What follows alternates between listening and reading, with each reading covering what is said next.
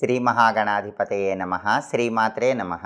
మాచిరాజ్ భక్తి ఛానల్ ప్రేక్షకులందరికీ నమస్కారం. ఈనాటి దినఫలం కార్యక్రమంలో ముందుగా నేటి పంచాంగ వివరాలు పరిశీలిద్దాం.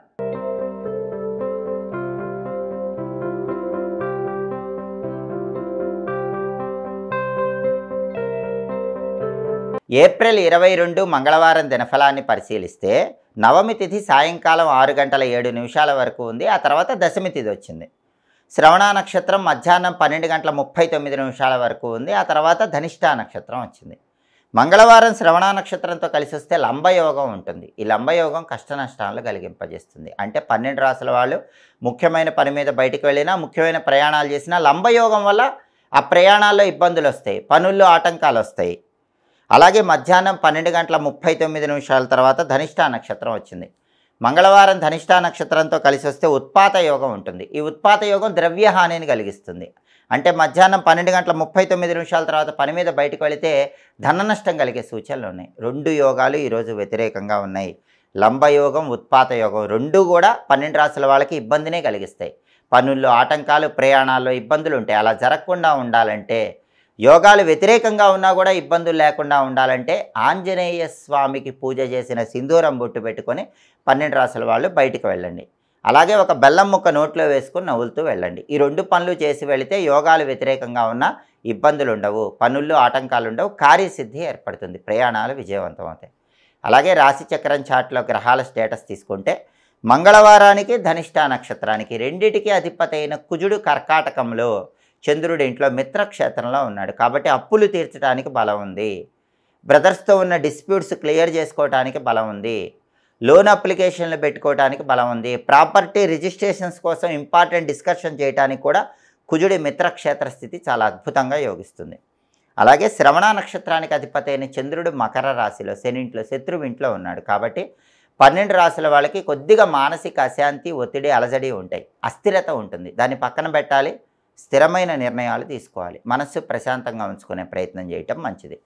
అలాగే నక్షత్ర బలాన్ని బట్టి 12 రాశుల వాళ్ళు కొన్ని పనులు చేసుకోవచ్చు. ప్రధానంగా శ్రవణ నక్షత్రం మధ్యాహ్నం 12:39 వరకు ఉంది.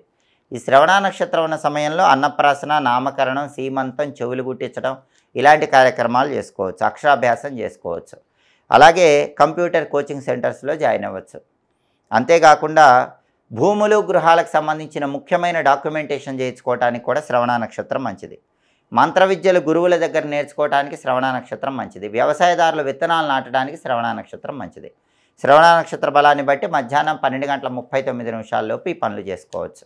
మధ్యాహ్నం 12:39 తర్వాత ధనిష్టా వచ్చింది. ఈ ధనిష్టా ఉన్న టైంలో రాజకీయ నాయకులు అధికార పదంగా కీలకమైన నిర్ణయాలు తీసుకోవడానికి ధనిష్టా మంచిది. కొత్త పదవుల కోసం చేసే ప్రయత్నాలకు ధనిష్టా మంచిది. అలాగే కొత్తగా తీర్థయాత్రలు ప్రారంభించడానికి ధనిష్టా నక్షత్రం మంచిది.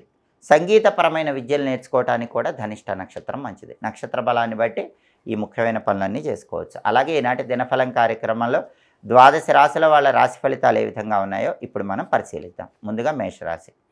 మేషరాశి వాళ్ళకి ఈరోజు అధికార లాభం కలిగేటటువంటి సూచనలు కనిపిస్తున్నాయి. ప్రమోషన్ ప్రయత్నాలు అనుకూలిస్తాయి. అలాగే మేషరాశి వాళ్ళు ఈరోజు విందు వినోదపరమైన కార్యక్రమాల్లో ఎక్కువగా పాల్గొంటారు. ఉల్లాసంగా, ఉత్సాహంగా కాలాన్ని గడుపుతారు. విద్యారంగంలో కూడా టాప్ ర్యాంకులు తెచ్చుకునే అవకాశం ఉంది. ప్రతి పనిలో కూడా సుఖము, శాంతి, సౌఖ్యము లభిస్తాయి. తదుపరి వృషభ రాశి. వృషభ రాశి వాళ్ళకి ఈరోజు ప్రధానంగా వ్యవహార విజయం ఏర్పడుతుంది. ఏ పని ప్రారంభించినా ఆ పనిలో విజయం చేకూరుతుంది. అయితే సామాన్య ధనలాభం ఉంటుంది. ధనపరంగా మాత్రం అవసరానికి ధనం చేతికి అందుతూ ఉంటుంది. తదుపరి మిథున రాశి. మిథున రాశి వాళ్ళకి ఈరోజు ద్రవ్య భంగము కలుగుతుంది. అంటే ధనపరంగా ఏదో ఒక నష్టం కలిగే సూచనలు కనిపిస్తున్నాయి. కాబట్టి ధనాన్ని ఖర్చు పెట్టేటప్పుడు మిథున రాశి వాళ్ళు జాగ్రత్తగా ఖర్చు చేసుకోవాలి. కార్యహాని కూడా ఉంది. ఒక పని చేసేటప్పుడు 1కి 10 సార్లు ఆలోచించి జాగ్రత్తగా ఆ పని చేయటం మంచిది. అలాగే సామాన్యంగానే వ్యాపార రంగం ఉంటుంది. వ్యాపారంలో పెద్దగా లాభాలు ఉండవు, నష్టాలు ఉండవు, సామాన్యంగా సాగిపోతుంది. తదుపరి కర్కాటక రాశి. కర్కాటక రాశి వాళ్ళకి ఈరోజు ప్రధానంగా వృత్తి, ఉద్యోగ, వ్యాపార రంగాల్లో విశేషమైన ధనలాభాలు ఉంటాయి. ఊహించిన దానికంటే డబ్బు ఎక్కువ వస్తుంది. ఉద్యోగ రంగం బాగుంది, వ్యాపార రంగంలో అద్భుతమైన ధనలాభాలు కనిపిస్తున్నాయి. తదుపరి సింహరాశి. సింహరాశి వాళ్ళకి ఈరోజు బంధుమిత్రులతో అనవసరంగా గొడవలయ్యే అవకాశాలు ఎక్కువగా ఉన్నాయి.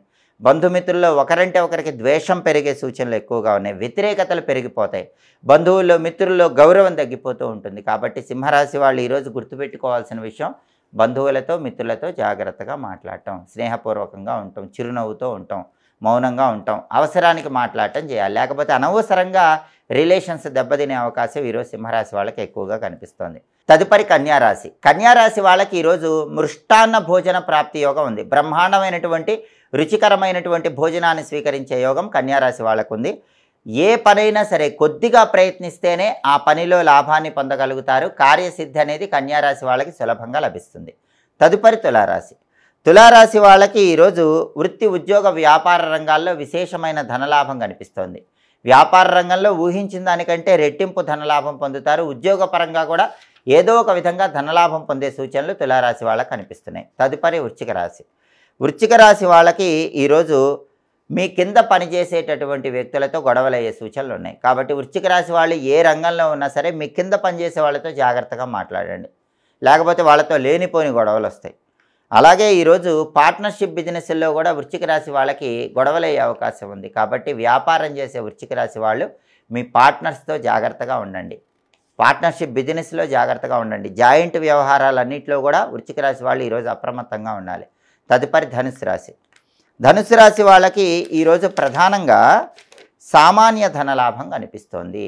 పెద్దగా ధనలాభం లేదు, అవసరానికి మాత్రం ధనం చేతికి అందుతూ ఉంటుంది. అలాగే ధనుసు రాశి వాళ్ళకి ఈరోజు వ్యవహార విజయం ఏర్పడుతుంది. ఏ పని ప్రారంభించినా సరే ఆ పనిలో 100% సక్సెస్ సాధించే యోగం ధనుసు రాశి వాళ్ళకు ఉంది. తదుపరి మకర రాశి.